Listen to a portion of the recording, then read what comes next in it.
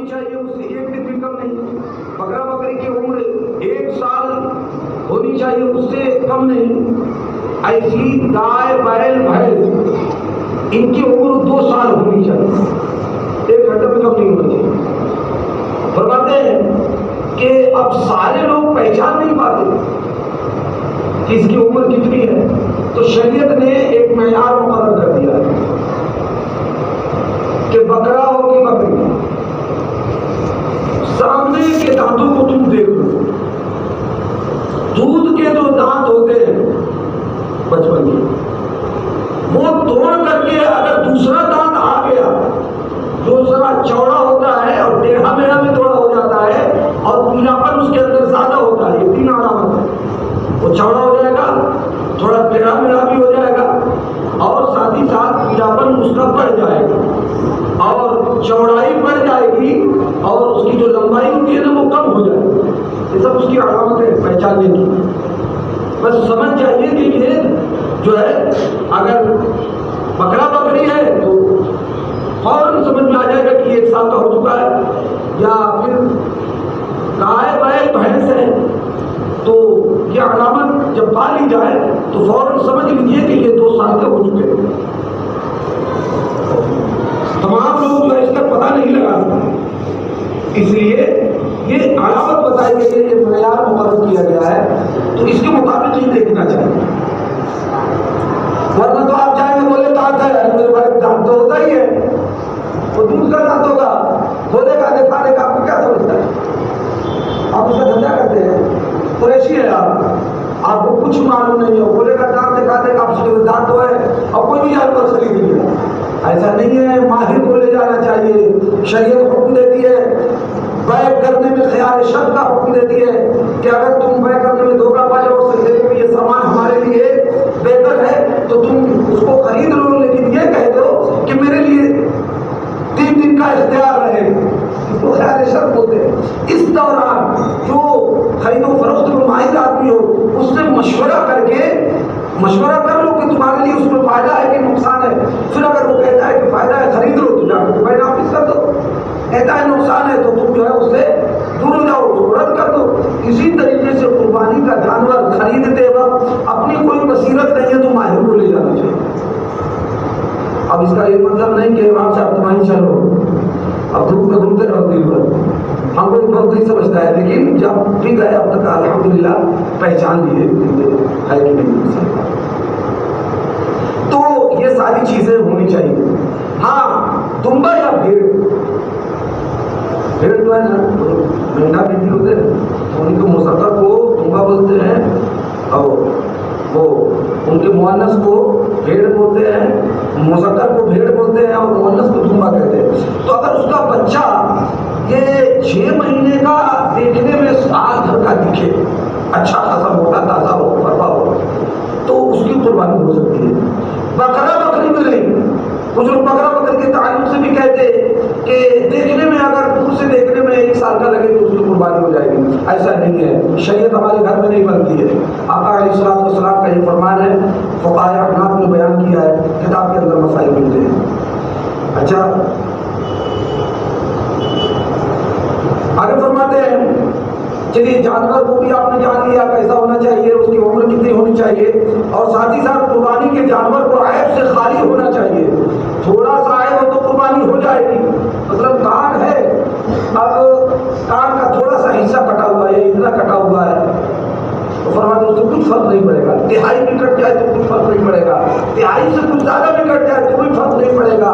آدھا یا اس سے زیادہ کٹا ہوا نہیں ہونا چاہیے کہ پھر وہ عیب اور اس کی قربانی نہیں ہوگی. بہت سارے لوگ بچپن میں جانور جب چھوٹا ہوتا ہے تو پالنے کے وقت میں اس کا تھوڑا سا کان کاٹ کر کے اور اس کو ہی کھلا دیتے ہیں کہ یہ غائب نہ ہو, ہمارے گھر سے مانوس ہو جائے, کوئی اس کو چوری کر کے نہ لے جائے. تو ان کی اپنی سوچ ہے, شریعت میں اس کا کوئی وجود نہیں ہے. تو علامت کی خاطر تھوڑا سا کان کا حصہ کاٹ دیتے ہیں, تو تھوڑا سا کاٹے, زیادہ نہیں. علامت کے لیے اور بھی کاٹنا درست نہیں ہے, اس لیے کہ کسی عضو کو بلا وجہ تلف کرنا یہ شرع میں ناجائز ہے, کاٹنا نہیں چاہیے. لیکن دیہاتوں میں عادت ہوتی ہے لوگوں کا کاٹ دینے کی, کاٹ دیا تو تھوڑا سا کٹا ہو تو اس کو فرق نہیں پڑے گا, ہو جائے گی۔ جس جانور کے پیدائشی سینگ نہ ہو اس کی قربانی جائز ہے۔ بہت سے جانوروں کو آپ دیکھتے ہیں، طوطا پالی جمنا پالی میں بھی کئی قسمیں ہیں ان کی نسلوں میں، تو اس میں کچھ نسلیں ایسی ہیں کہ جس میں سینگ نہیں آتی، تو سینگ نہیں ہے پیدائشی قربانی ہو جائے۔ اور اگر سینگ تھے مگر ٹوٹ گئے اور مینگ تک ٹوٹا ہے تو اب ناجائز ہے، یعنی جو اندر پورا ہے نا وہاں تک ٹوٹ گیا تو فرماتے اس کی قربانی نہیں ہوگی، صرف اوپر سے کون اتری ہے تو 4 دن کے بعد صحیح ہو گئی، فرماتے اس کی قربانی ہو جائے۔ جس جانور کے خصیے نکال لیے گئے فرماتے ہیں تب اس کی قربانی درست ہے، بلکہ افضل ہے کہ وہ ٹوٹا تازہ فرما ہو جاتا ہے۔ اب کچھ ہے وہی ماتم کرنے والے، ان کا یہ کہنا ہے کہ جو جس جانور کے خصیے نکال کیے جاتے ہیں اس کی قربانی نہیں ہوگی۔ میرے بھائی، جانور کے فرما ہونے کا حکم لگایا گیا اور فرما ہونا اس کا خصیے نکال دینے کے بعد زیادہ پایا جاتا ہے، اس لیے اس کو قربان کرنا یہ افضل ہے، برخلاف اس کے کہ جس کے خصیے نہ نکالے گئے ہوں، چھوٹے نہ نکالے گئے، اور یہ الٹی بات کرتے ہیں۔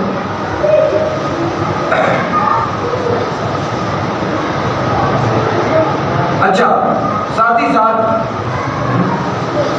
جس کے دانت نہ ہو یا جس کے تھن کٹے ہوں اور خشک ہوں، جس کے دانت نہ ہو کا مطلب یہ ہے کہ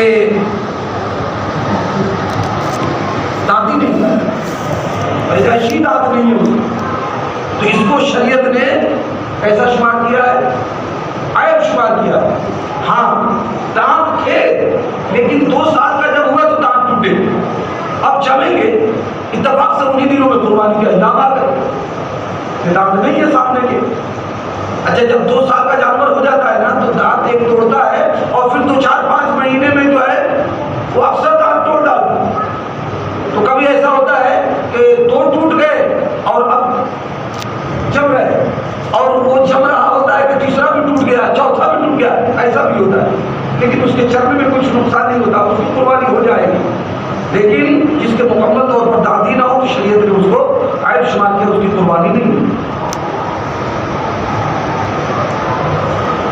ایسی جس جانور کی ناک کٹی ہو یا علاج کے لیے اس کا دودھ خشک کر دیا ہو، اور خنثی جانور یعنی جس میں نر اور مادہ دونوں کی علامتیں پائی جاتی ہیں، ویسے مسائل آتے ہیں، اور جلالہ جانور جو صرف غلیظ کھاتا ہو، ان سب کی قربانی ناجائز ہے۔ جس کے اندر دونوں علامت پائی جائے وہ اس کی بھی قربانی نہیں ہوگی، جو جانور غلاظت کھاتا ہے اس کی بھی قربانی نہیں ہوگی۔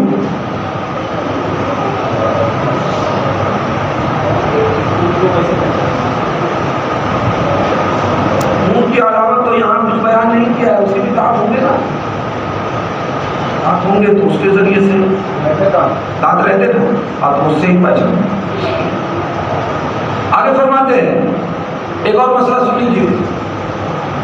ایک شخص مالک نصاب تھا، 35,000 یا اس سے زیادہ کا مالک تھا، تو اس نے جانور خریدا قربان کرنے کے لیے، اور ایک شخص غریب تھا، منت مان لیا کہ میں اللہ کے لیے قربانی کروں گا،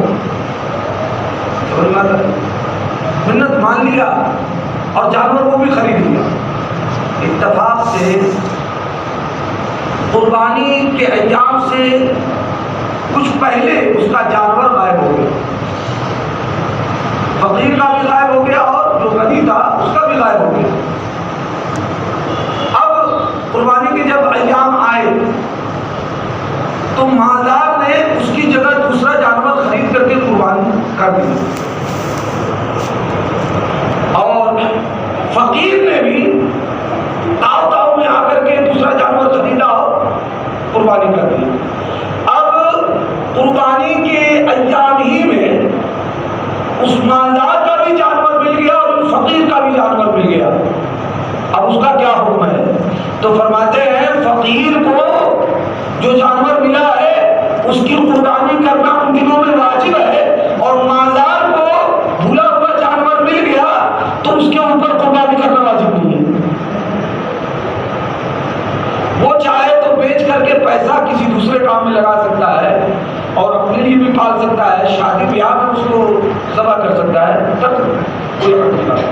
لیکن فقیر ہے نا، تو اس کا جانور مل جانے کے بعد اس کو قربانی کرنی پڑے گی، نہیں کرے گا قربانی کا ایام گزر جائے تو صدقہ کرنا پڑے گا۔ ایسا کیوں ہے؟ دیکھیے، قربانی کے ایام آنے سے پہلے جو مالدار شخص تھا، مالک نصاب تھا، اس کے اوپر ایک بکرا بکری یعنی ایک حصہ قربانی کرنا اس کے اوپر واجب تھا،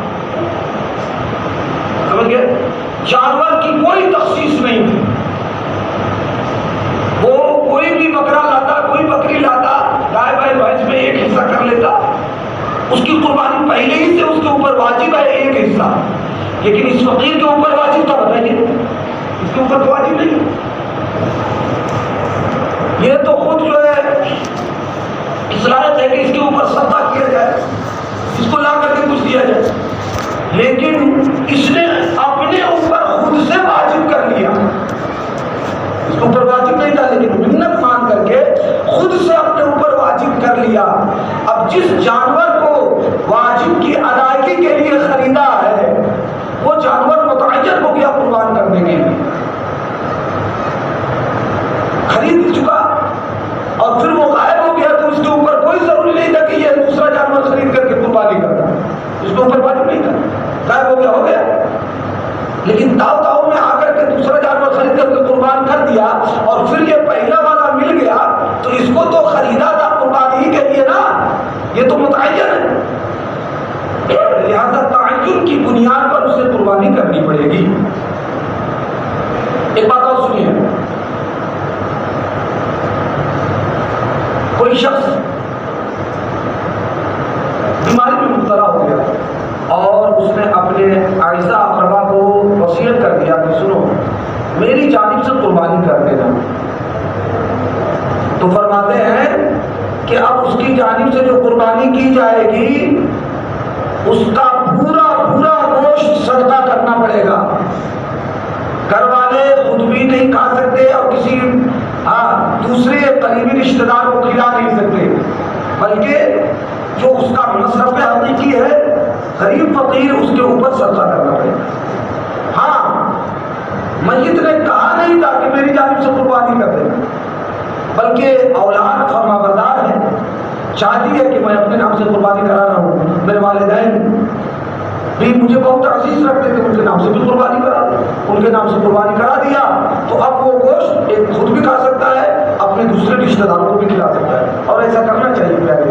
جو دنیا سے رخصت ہو گئے نا، اب ان کی ذات عمل سے منقطع ہو گئی، اب وہ کام کرنے آنے والے نہیں ہیں، نیکی کرنے کے لیے انہیں اب زندگی میسر نہیں ہے، اب وہ ان کو ضرورت ہے کہ آپ ان کا تعاون کریں، ان کے نام سے زیادہ اصحال ثواب کریں، قربانی کا ایام ہے تو قربانی کریں، یہ اولاد کے فرمانبردار ہونے کی دلیل ہے۔ 1500 روپے سے آپ کا کچھ نہیں جانے والا ہے، آپ ایک بکرا بکری لا کر کے اپنے نام سے کر لیجئے، اور اس کے بعد اپنے والدین کے نام سے بھی اللہ نے انتظام فرما دیا ہے، واسطہ بنا دیا ہے، وسیلہ متعین فرما دیا۔ بہت ساری تنظیمیں جو 1500 روپے میں آپ کے لیے باہر کی قربانی کا انتظام کی ہوئی ہے۔ الحمدللہ تعالیٰ آپ حضرات چاہتے ہیں کہ 1500 کی قربانی میں شرکت کریں تو مجھ سے مسجد کے نائب امام حافظ مزمل صاحب سے، مسجد کے ذمہ داروں سے آپ رابطہ کر سکتے ہیں، پاؤتی بنوا لیجیے، ایک دم پوری شرعی پاسداری کے ساتھ آپ کی قربانی ہو جائے انشاءاللہ تبارک و تعالیٰ۔ اللہ تعالیٰ ہم سب کو پیارے رسول صلی اللہ علیہ وسلم کی اسوہ حسنہ جمیلہ مقدسہ مبارکہ پر عمل کرنے کی توفیق نصیب عطا فرمائے۔ عزیزان نبی اسلامیہ، ایک مسئلہ خاص ملاحظہ کر رہے کہ جب جانور